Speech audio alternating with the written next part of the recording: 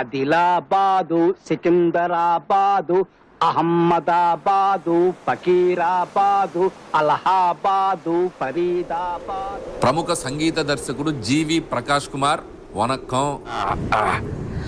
అది కంఫర్ట్గా అలా ఉండు. కంఫర్ట్. మన సినిమాలో పాటలు ఎలా ఉండాలంటే జీవి, క్లాసు పాట, మాసు పాట, ఎమోషనల్ పాట, మెలోడీ పాట, డీజే పాట, బీజిఎం పాట, ఇంకేదో పాట ఉండాలయా, ఆస్కారు పాట, గ్రామీ పాట.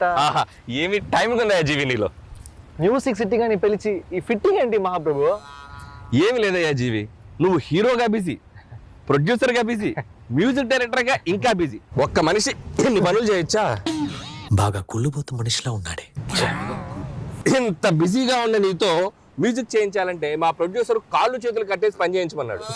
నేనే కాస్త వెరైటీగా ఉంటుందని పాతి పెట్టేసి చేస్తున్నాను. ఆహా, ఓహో, ఏమి తెలివి మహాప్రభు. అదేదో కాస్త చప్పట్లు కొడుతూ పోవడచ్చు కదయా. కొట్టానండి, లోపల మీకు కనపడట్లేదు. వెదర్ బాగుందయ్యా, పైగా బీచ్. నీకోసం హార్మోనియం కూడా రెడీగా ఉంది. ఒక మంచి ట్యూన్ వాయించవయ్యా జీవి. ట్యూన్ కొట్టాలంటే హార్మోనియం ఉంటే సరిపోదా, 2 చేతులు 10 వేలు కూడా కావాలి. నీకో బంపర్ ఆఫర్ ఉంది జీవి, ఓన్లీ నీ 2 చేతులను మాత్రం విడుదల చేస్తాను. Thank you sir.